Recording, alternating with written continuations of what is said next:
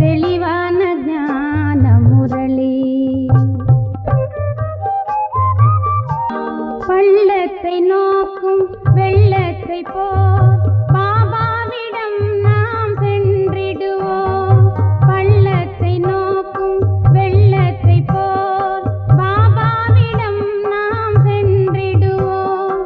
முள்ளான நம்மை மலராக்கினாரே, முள்ளான நம்மை மலராக்கினாரே, முழுவதும் அர்ப்பணை செய்வோம். சிவனே அளிக்கும் சிவனே. ஓம் சாந்தி.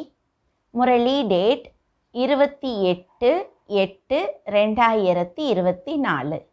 காலை முரளி பாப்தாதா மதுபன். இனிமையான குழந்தைகளே, நீங்கள் எந்த அளவு தந்தையை நினைவு செய்வீர்களோ அந்த அளவு ஆத்மாவில் லைட் வரும். ஞானவான் ஆத்மாக்கள் பிரகாசிப்பவர்களாக மாறிவிடுவீர்கள். கேள்வி: எந்த குழந்தையை மாயா கொஞ்சம் கூட தொந்தரவு செய்ய முடியாது? பதில்: யார் நல்ல யோகியோ, யோக பலத்தால் தனது அனைத்து கர்ம இந்திரியங்களையும் குளிர வைத்திருப்பாரோ, யார் யோகத்திலேயே இருக்க முயற்சி செய்வாரோ அவரை மாயா கொஞ்சம் கூட தொந்தரவு செய்ய முடியாது. எப்போது நீங்கள் நல்ல யோகியாகி விடுவீர்களோ அப்போது தகுதி பெறுவீர்கள். தகுதி பெறுவதற்கு முதலில் பியூரிட்டி தேவை. ஓம் சாந்தி. இனிமையிலும் இனிமையான குழந்தைகளுக்கு தந்தை அமர்ந்து புரிய வைக்கின்றார். அஞ்ஞானத்தின் காரணத்தால் உங்கள் ஆத்மா மந்தமாகிவிட்டது. வைரத்தில் பிரகாசம் இருக்கிறது, கல்லில் பிரகாசம் இருப்பது இல்லை. அதனால் கல்லை போல மந்தமாகிவிட்டீர்கள் என்று சொல்லப்படுகிறது. பிறகு விழிக்கும்போது இவர் பாரஸ்மணியை போல, அதாவது இரும்பை தொட்டால் தங்கமாக மாற்றும் கல்லை போல இருக்கின்றார் என்று சொல்லப்படுகிறது. இப்போது அஞ்ஞானத்தின் காரணத்தால் ஆத்மாவின் ஜோதி மந்தமாகிவிட்டது. கருப்பாகவில்லை, இப்படி பெயர் வைக்கப்பட்டு இருக்கிறது. அனைவரின் ஆத்மாவும் ஒரே மாதிரி இருக்கிறது. சரீரங்களின் உருவாக்கம் பல விதங்களில் இருக்கிறது. ஆத்மா ஒன்றாகவே இருக்கிறது. நாம் ஆத்மாக்கள், தந்தையின் குழந்தைகள் என்பதை இப்போது நீங்கள் புரிந்துள்ளீர்கள். இந்த முழு ஞானமும் இருந்தது, பிறகு மெல்ல மெல்ல விலகிவிட்டது. விலகி விலகி கடைசியில் எப்போது கொஞ்சம் கூட இருப்பது இல்லையோ அப்போது அஞ்ஞானம் என்று சொல்லுவார்கள். நீங்களும் அஞ்ஞானிகளாக இருந்தீர்கள். இப்போது ஞானக்கடலின் மூலமாக ஞானியாகி கொண்டு போகின்றீர்கள். ஆத்மாவோ மிக சூக்ஷ்மமாக இருக்கிறது. இந்த கண்களால் பார்க்க முடிவது இல்லை. தந்தை வந்து புரிய வைக்கின்றார். குழந்தைகளை ஞானம் நிறைந்தவர்களாக மாற்றுகின்றார். அப்போது விழிப்படைகின்றீர்கள். வீட்டுக்கு வீடு வெளிச்சமாகிறது. இப்போது வீட்டுக்கு வீடு இருளாக இருக்கிறது. அதாவது ஆத்மா மந்தமாகிவிட்டது. என்னை நினைவு செய்தால் ஒளி வந்துவிடும் என்று இப்போது தந்தை சொல்லுகின்றார். பிறகு நீங்கள் ஞானவானாக மாறிவிடுவீர்கள். தந்தை யாரையும் நிந்தனை செய்வது இல்லை. இப்படி டிராமாவின் ரகசியத்தை புரிய வைக்கின்றார். இவர்கள் எல்லோரும் மூட மதியர்களாக மாறிவிட்டார்கள் என்று குழந்தைகளை சொல்கின்றார். யார் சொல்லுகின்றார்? தந்தை. குழந்தைகளே, ஸ்ரீமத் படி உங்கள் புத்தி எவ்வளவு அழகாக மாறியிருந்தது. இப்போது நீங்கள் உணர்கின்றீர்கள் தானே, உங்களுக்கு ஞானம் கிடைத்திருக்கின்றது. ஞானத்தை படிப்பு என்று சொல்லுகின்றார்கள். தந்தையின் படிப்பால் நமது ஜோதி விழித்துவிட்டது. இதையே மிக உண்மையான தீபாவளி என்று சொல்லுகின்றார்கள். சிறு வயதில் மண் விளக்கில் எண்ணெய் ஊற்றி தீபமேற்றினீர்கள். அந்த வழக்கம் இருந்து வருகிறது. அதனால் எந்த தீபாவளியும் ஏற்படுவது இல்லை. உள்ளே எந்த ஆத்மா இருக்கிறதோ அது மங்களாகிவிட்டது. அந்த ஜோதியை தந்தை வந்து ஏற்றுகின்றார். வந்து குழந்தைகளுக்கு ஞானம் கொடுக்கின்றார், பாடம் கற்பிக்கின்றார். பள்ளிக்கூடத்தில் ஆசிரியர் பாடம் கற்பிக்கின்றார் தானே. அது எல்லைக்குட்பட்ட ஞானம். இது எல்லையற்ற ஞானம். யாராவது சாது சந்நியாசி பாடம் கற்பிக்கின்றாரா என்ன? படைப்பவர் மற்றும் படைப்பின் முதல் இடை கடைசியின் ஞானத்தை எப்போதாவது கேட்டிருக்கின்றீர்களா என்ன? யாராவது எப்போதாவது வந்து படித்திருக்கின்றார்களா? எங்கே இந்த ஞானத்தை கற்பிக்கின்றார்கள் என்பதை சென்று பாருங்கள். ஒரு தந்தை மட்டுமே கற்பிக்கின்றார். அதனால் அவரிடம் படிக்க வேண்டும். தந்தை தன்னிச்சைப்படி வருகின்றார். நான் வருகின்றேன் என தண்டோரா போடுவது இல்லை. தானாகவே வந்து பிரவேசம் செய்கின்றார். அவருக்கு எதுவரை அவயங்கள் கிடைக்கவில்லையோ அதுவரை அவரால் சத்தமே போட முடியாது. ஆத்மாவும் அவயம் இல்லாமல் சத்தம் போட முடியாது. எப்போது சரீரத்திற்கு வருகிறதோ அப்போது சத்தம் போடுகின்றது. நீங்கள் புரிய வைத்தால் யாரும் ஏற்றுக்கொள்ள மாட்டார்கள். குழந்தைகளுக்கு எப்போது இந்த ஞானம் கொடுக்கப்படுமோ அப்போது புரிந்து கொள்ளுவார்கள். இந்த ஞானத்தை ஒரு தந்தையை தவிர வேறு யாரும் கொடுக்க முடியாது. விநாச காட்சியையும் யாரும் விரும்புவதில்லை. அதை தந்தையே வந்து பெற வைக்கின்றார். நாடகப்படி இப்போது பழைய உலகம் அழிய வேண்டும். புதிய உலகம் ஸ்தாபனையாகி கொண்டு இருக்கிறது. யார் தந்தையிடமிருந்து ஞானம் பெற வேண்டுமோ அவர்கள் வந்து கொண்டே இருப்பார்கள். எத்தனை பேருக்கு ஞானம் கொடுத்திருப்பார்? எண்ணற்றோர். பல ஊர்களிலிருந்து எத்தனை பேர் வருகின்றார்கள். இந்த ஆத்மாக்கள் மற்றும் பரமாத்மாவின் மேலா ஒரு முறை மட்டுமே நடக்கிறது. அவர் சங்கமயுகத்தில் தான் வருகின்றார். தந்தை வந்து புதிய உலகத்தை ஸ்தாபனை செய்கின்றார். யாருடைய ஜோதியை ஏற்றுகின்றாரோ அவர்கள் சென்று மற்றவர்களின் ஜோதியை ஏற்றுகின்றார்கள். இப்போது நீங்கள் எல்லோரும் திரும்பி போக வேண்டும். இதற்கு புத்தியை வேலை வாங்க வேண்டியிருக்கிறது. பக்தி மார்க்கத்தில் இருப்பது இருள். ஞானத்தை கொடுக்கும் ஒரு தந்தை தேவை. அவர் சங்கமயுகத்தில் தான் வருகின்றார். பழைய உலகத்தில் ஞானம் கிடைக்க முடியாது. இப்போது இன்னும் 40,000 வருடங்கள் இருக்கின்றன என்பது மனிதர்களின் எண்ணத்தில் இருக்கிறது. முற்றிலும் காரிருளில் இருக்கின்றார்கள். 40,000 வருடங்களுக்கு பிறகு பகவான் வருவார் என நினைக்கின்றார்கள். நிச்சயம் வந்து ஞானத்தை கொடுத்து சத்கதி கொடுப்பார் என்றால் இப்போது அஞ்ஞானமாக இருக்கின்றது தானே. இது அஞ்ஞான இருள் என்று சொல்லப்படுகிறது. அஞ்ஞானத்தில் இருப்பவர்களுக்கு ஞானம் தேவை. பக்தியை ஞானம் என்று சொல்ல முடியாது. ஆத்மாவில் ஞானமே இல்லை. எனினும் மந்த புத்தியாக இருக்கும் காரணத்தால் பக்தியையே ஞானம் என்று நினைக்கின்றார்கள். ஞான சூரியன் வந்தால் வெளிச்சம் ஏற்படும் என்று ஒரு பக்கம் சொல்லுகின்றார்கள். எனினும் எதையும் புரிந்து கொள்ளுவது இல்லை. ஞான சூரியன் உதயமாகும் போது என்று பாடுகின்றார்கள். ஞான சூரியன் என்று யாரை சொல்லுகின்றார்கள்? அவர் எப்போது வந்தார் என்பது யாருக்கும் தெரியாது. எப்போது கலியுகம் முடியுமோ அப்போது வெளிச்சம் வரும் என்று பண்டிதர் போன்றோர் சொல்வார்கள். இந்த எல்லா விஷயங்களையும் தந்தை வந்து புரிய வைக்கின்றார். குழந்தைகள் நம்பர்வார் புரிந்து கொள்ளுகின்றார்கள். டீச்சர் குழந்தைகளுக்கு பாடம் கற்பிக்கின்றார். குழந்தைகள் எல்லோரும் ஒரே மாதிரி படிக்க மாட்டார்கள். படிப்பில் ஒரே மாதிரி மதிப்பெண்கள் ஒருபோதும் கிடைப்பது இல்லை. எல்லையற்ற தந்தை வந்திருப்பது உங்களுக்கு தெரியும். இப்போது பழைய உலகத்தின் அழிவும் முன்னால் நிற்கிறது. இப்போதே தந்தையிடமிருந்து ஞானத்தை பெற வேண்டும். யோகத்தையும் கற்க வேண்டும். நினைவால் தான் விக்கர்மங்கள் விநாசமாகும். இந்த சங்கம யுகத்தில் தான் வந்து இந்த சரீரத்தை கடனாக பெறுகின்றேன், அதாவது இயற்கையை ஆதாரமாக பெறுகின்றேன் என்று தந்தை சொல்லுகின்றார். கீதையில் இந்த சொற்கள் இருக்கின்றன. வேறு எந்த சாஸ்திரத்தின் பெயரையும் தந்தை எடுப்பது இல்லை. கீதையாக ஒன்று மட்டுமே இருக்கிறது. இதுதான் ராஜயோக படிப்பு.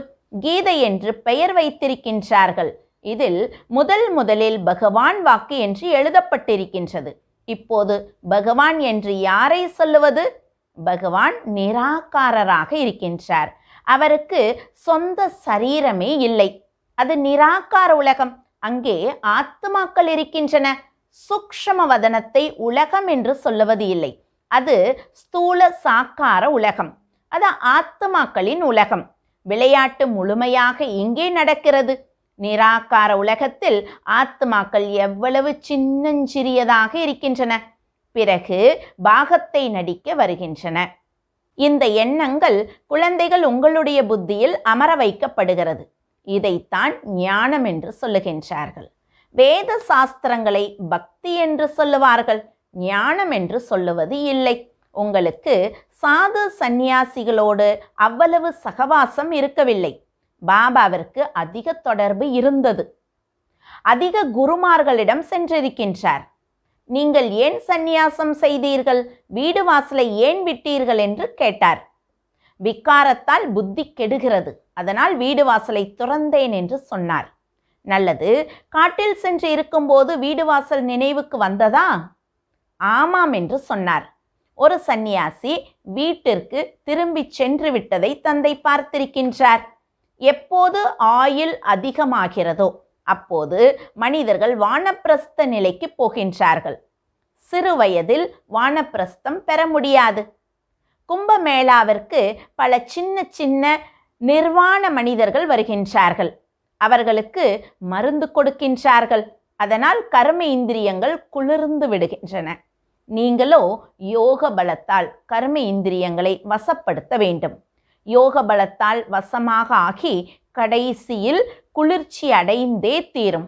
பாபா மாயை அதிக தொல்லை கொடுக்கிறது என்று சிலர் சொல்லுகின்றார்கள். அங்கே அப்படிப்பட்ட விஷயங்கள் இருப்பதே இல்லை. எப்போது நீங்கள் யோகத்தில் உறுதியாவீர்களோ அப்போது கர்ம இந்திரியங்கள் வசப்படும். கர்ம இந்திரியங்கள் சாந்தமாகிவிடும். இதற்கு அதிக முயற்சி செய்ய வேண்டும். அங்கே இப்படி சீச்சி வேலைகள் நடக்காது. அப்படிப்பட்ட சொர்க்கதாமத்திற்கு அழைத்து செல்ல தந்தை வந்திருக்கின்றார். உங்களை தகுதி பெற வைக்கின்றார். மாயை உங்களை தகுதியற்றவர்களாக மாற்றுகிறது. சொர்க்கத்திற்கு, அதாவது ஜீவன் முக்தி தாமத்திற்கு போவதற்கு தகுதியற்றவராக மாற்றுகிறது. தந்தை அமர்ந்து தகுதி பெற வைக்கின்றார். அதற்காக பியூரிட்டி முதலில் இருக்கிறது. பாபா, நாங்கள் பதீத்தர்களாக மாறிவிட்டோம், வந்து எங்களை பாவனமாக மாற்றுங்கள் என்று பாடுகிறார்கள்.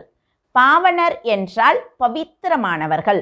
அமிர்தத்தை விடுத்து விஷத்தை ஏன் குடிக்க வேண்டும் என்று பாடலும் இருக்கிறது. அதற்கு விஷம் என்றும் பெயர் இருக்கிறது. அது முதல் இடை கடை துக்கத்தை கொடுக்கிறது. அதுவும் டிராமாவில் நிச்சயிக்கப்பட்டிருக்கிறது. தந்தை எத்தனை முறை வந்திருக்கின்றார்.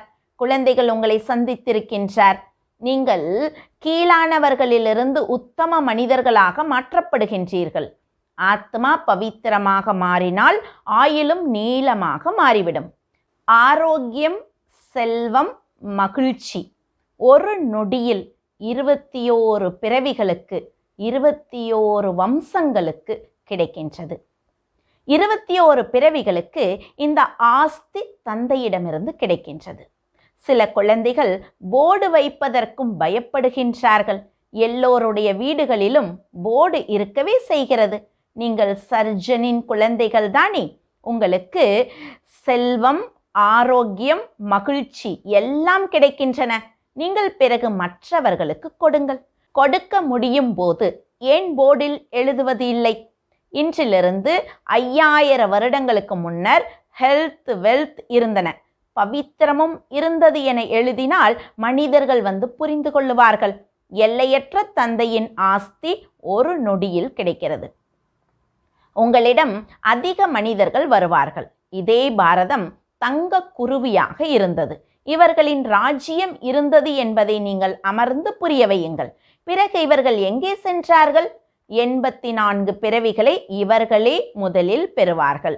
இவர் நம்பர் 1 இருக்கின்றார். இவரே பிறகு கடைசிக்கு வருகின்றார். இப்போது உங்கள் 84 பிறவிகளின் சக்கரம் முடிந்தது என்று தந்தை சொல்லுகின்றார். பிறகு ஆரம்பமாக வேண்டும். எல்லையற்ற தந்தையே வந்து இந்த பதவியை பெற வைக்கின்றார். நீங்கள் என்னை நினைவு செய்தால் பாவனமாக மாறிவிடுவீர்கள் என்று மட்டும் சொல்லுகின்றார். 84 பிறவிகளை அறிந்து தந்தையிடமிருந்து ஆஸ்தி பெற வேண்டும். எனினும் படிப்பும் தேவைதானே. உங்களை சுயதர்சன சக்கரதாரிகள் என்று சொல்லுகின்றார்கள். புதியவர் யாரும் புரிந்து கொள்ள முடியாது. சுயம் என்று ஆத்மாவிற்கு சொல்லப்படுகிறது. உங்களுக்கு தெரியும், ஆத்மாக்கள் நாம் பவித்திரமாக இருந்தோம். ஆரம்பத்திலிருந்து 84 பிறவிகளின் சக்கரத்தை சுற்றி வந்தோம். அதையும் தந்தை சொல்லுகின்றார். நீங்கள் முதலில் சிவனுக்கு பக்தி செய்ய ஆரம்பித்தீர்கள். அப்போது நீங்கள் அவ்விபச்சாரி பக்தர்களாக இருந்தீர்கள். இதை தந்தையை தவிர வேறு யாரும் புரிய வைக்க முடியாது. சிவனை தவிர வேற யாரையும் பூஜை செய்யல. அப்படி ஒருத்தரை மட்டும் நினைவு செய்யக்கூடிய பக்தியை செஞ்சீங்க. இனிமையிலும் இனிமையான குழந்தைகளே, நீங்கள் முதலில் இந்த பிறவி எடுத்திருக்கின்றீர்கள் என்று தந்தை சொல்லுகின்றார். ஒருவர் செல்வந்தராக இருந்தால் முந்தைய பிறவியில் இவர் அப்படிப்பட்ட கர்மம் செய்திருக்கின்றார் என்று சொல்லுவார்கள்.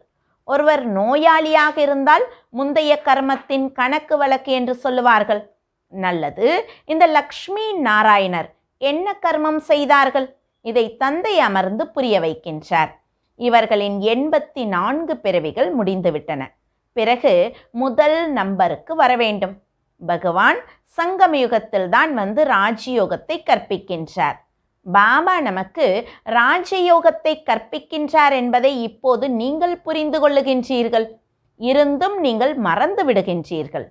கர்மம், அக்கர்மம், விக்கர்மத்தின் ஆழமான விளைவுகளை தந்தை புரிய வைத்திருக்கின்றார். ராவண ராஜ்யத்தில் உங்கள் கர்மம் விக்கர்மமாக மாறுகிறது. அங்கே கர்மம் அக்கர்மமாகிறது. அங்கே ராவண ராஜ்யமே இல்லை. அதாவது சத்தியுகத்தில் விக்காரமே இருப்பதில்லை. அங்கே இருப்பதே யோக பலம். எப்போது நாம் யோக பலத்தால் உலகத்தின் எஜமானர்களாகின்றோமோ அப்போது நிச்சயம் பவித்திர உலகமும் தேவை. பழைய உலகை அப்பவித்திர உலகம் என்றும் புதிய உலகை பவித்திர உலகம் என்றும் சொல்லுகின்றார்கள். அது விக்காரமற்ற உலகம், இது விக்கார உலகம். தந்தையே வந்து வேஷ்யாலயத்திலிருந்து சிவாலயமாக மாற்றுகின்றார். சத்தியுகம் சிவாலயம். சிவபாபா வந்து உங்களை சத்தியுகத்திற்கு தகுதி பெற வைக்கின்றார். லக்ஷ்மி நாராயணரின் கோவிலுக்கு சென்று நீங்கள் கேட்க முடியும், இவர்கள் இந்த பதவியை எப்படி பெற்றார்கள், எப்படி உலகத்தின் எஜமானர்களாக மாறினார்கள் என்பது உங்களுக்கு தெரியுமா? உங்களுக்கு தெரியாது. எனக்கு தெரியும் என்று தந்தை சொல்லுகின்றார். இவர்கள் இந்த பதவியை எப்படி பெற்றார்கள் என்பதை நாங்கள் உங்களுக்கு சொல்ல முடியும் என்று தந்தையின் குழந்தைகள் நீங்களே சொல்ல முடியும். இவர்களே 84 பிறவிகளை முழுமையாக எடுத்திருக்கின்றார்கள். பிறகு புருஷோத்தம சங்கமயுகத்திற்கு வந்து தந்தை ராஜயோகத்தை கற்பித்து ராஜ்யத்தை கொடுத்தார். அதற்கு முன்னதாக நம்பர் 1 பதீத்தமாக இருந்தார்கள். பிறகு நம்பர் 1 பாவனமாக மாறினார்கள். அப்படி முழு ராஜதானியும் இருக்கிறது. இவர்களுக்கு ராஜயோகத்தை கற்பித்து யார் என்பது உங்கள் சித்திரங்களில் தெளிவாக இருக்கிறது. பரமாத்மாவே மிக உயர்ந்தவராக இருக்கின்றார். தேவர்கள் கற்பிக்க முடியாது, பகவானை கற்பிக்கின்றார். அவரை ஞானம் நிறைந்தவர் என்று சொல்லுகின்றார்கள். அப்பா, டீச்சர், சத்குரு என்று சொல்லுகின்றார்கள். யார் சிவனுக்கு ஆரம்பத்திலிருந்து பக்தி செய்திருப்பாரோ அவரே இந்த எல்லா விஷயங்களையும் புரிந்து கொள்ள முடியும். நீங்கள் இந்த கோவிலை கட்டியிருக்கின்றீர்கள். இவர்கள் இந்த பதவியை எப்படி பெற்றார்கள்? இவர்களின் ராஜ்யம் எப்போது இருந்தது? பிறகு இவர்கள் எங்கே சென்றார்கள்? இப்போது இவர்கள் எங்கே இருக்கின்றார்கள் என்று நீங்கள் கோவில் கட்டுபவர்களிடம் கேளுங்கள். நீங்கள் 84 பிறவிகளின் கதையை சொன்னால் அதிக மகிழ்ச்சி அடைவார்கள். சித்திரம் பாக்கெட்டில் இருக்க வேண்டும். நீங்கள் யாருக்கு வேண்டுமானாலும் புரிய வைக்கலாம். யார் ஆரம்பத்திலிருந்து சிவனுக்கு பக்தி செய்திருப்பாரோ அவர் கேட்டுக்கொண்டே இருப்பார், மகிழ்ச்சி அடைந்து கொண்டே இருப்பார். இவர் நமது குலத்தை சார்ந்தவர் என்பதை நீங்கள் புரிந்து கொள்ளுவீர்கள். நாளுக்கு நாள் பாபா மிக எளிய யுக்திகளை சொல்லுகின்றார். பரம்பிதா பரமாத்மாவே அனைவருக்கும் சத்கதி கொடுப்பவர் என்பதை இப்போது நீங்கள் புரிந்திருக்கின்றீர்கள். 21 ஜென்மங்களுக்கு சத்தியுக அரச பாக்கியம் கிடைத்து விடுகிறது. 21 ஜென்மங்களுக்கு ஆஸ்தி இந்த படிப்பால் தான் கிடைக்கிறது. தலைப்புகள் அதிகம் இருக்கின்றன. வேசியாலயம் மற்றும் சிவாலயம் என்று எதற்கு சொல்லப்படுகிறது என்ற தலைப்பில் நாம் பரம்பிதா பரமாத்மாவின் வாழ்க்கை வரலாற்றை சொல்ல முடியும். லக்ஷ்மி நாராயணனின் 84 பிறவிகளின் கதை என்பது ஒரு தலைப்பு. உலகில் அமைதி எப்படி இருந்தது, பிறகு அசாந்தி எப்படி ஏற்பட்டது, இப்போது மீண்டும் எப்படி ஸ்தாபனை நடந்து கொண்டிருக்கிறது என்பது ஒரு தலைப்பு. நல்லது. இனிமையிலும் இனிமையான காணாமல் போய் கண்டெடுக்கப்பட்ட செல்ல குழந்தைகளுக்கு தாய் தந்தை பாம் தாதாவின் அன்பு நினைவுகள் மற்றும் காலை வணக்கம். ஆன்மீக குழந்தைகளுக்கு ஆன்மீக தந்தையின் நமஸ்காரம். தாரணைக்கான முக்கிய சாரம். முதல் பாயிண்ட், இப்போது உயர்ந்த மனிதர் ஆவதற்காக நினைவின் பலத்தால் ஆத்மாவை பவித்திரமாக மாற்ற வேண்டும். கர்ம இந்திரியங்களால் எந்த விக்கிரமத்தையும் செய்யக்கூடாது. இரண்டாவது பாயிண்ட், ஞானவானாகி ஆத்மாக்களை எழுப்பும் சேவை செய்ய வேண்டும். ஆத்ம வடிவ ஜோதியில் ஞான யோகத்தின் எண்ணெய் ஊற்ற வேண்டும். ஸ்ரீமத் படி புத்தியை சுத்தமாக மாற்ற வேண்டும். வரதானம், பாயிண்ட் சொரூபத்தில் உறுதியாக இருந்து மனம் புத்தியை நெகட்டிவின் பிரபாவத்திலிருந்து பாதுகாப்பாக வைத்திருக்கும் விசேஷ ஆத்மா ஆகுக. எந்த சீசன் வந்தாலும் அந்த சீசனின் பாதிப்பிலிருந்து தப்பிக்க அதற்கு தக்கபடி கவனம் கொடுக்கப்படுகிறது. மழை வந்தால் குடை, ரெயின்கோட் போன்றவற்றின் மீது கவனம் கொடுப்பார்கள். குளிர்காலம் வந்தால் கம்பளி ஆடைகளை பயன்படுத்துவார்கள். அப்படி இந்த நேரம் மனதிலும் புத்தியிலும் நெகட்டிவ் உணர்வை தோற்றுவிக்கும் விசேஷ காரியத்தை மாயா செய்து கொண்டிருக்கிறது. அதனால் விசேஷ பாதுகாப்பு சாதனத்தை கை கொள்ளுங்கள். இதற்கான சகஜ சாதனம் ஒரு பாயிண்ட் சொரூபத்தில் உறுதியாக இருப்பது. ஆச்சரிய குறி அல்லது கேள்விக்குறி போடுவதற்கு பதிலாக முற்றுப்புள்ளி வைப்பது என்றால் விசேஷ ஆத்மா ஆவது. ஸ்லோகன், ஒவ்வொரு எண்ணத்திலும் சொல்லிலும் செயலிலும் அப்படியே செய்கின்றேன் என்று சொல்லுபவரே கீழ்ப்படிபவர். ஓம் சாந்தி.